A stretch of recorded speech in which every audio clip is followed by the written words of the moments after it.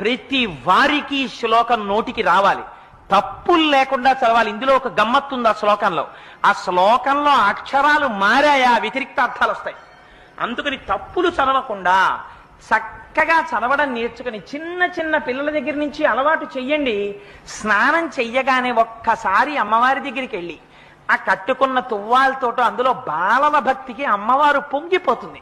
కూర్చుని అమ్మా శరజ్యోత్స్నా సుక్తాం శశియుత జటాజూటమకుటాం వరత్రా సత్రాన స్ఫటిక ఘుటికా పుస్తకరాం సకృన్నత్వా నత్వా కథమివ సతాం సన్నిదదతే మధుక్షీరద్రాక్షా మధురి మధురీణా ఫణితయః అని రోజు అది చదవడం నేర్పండి.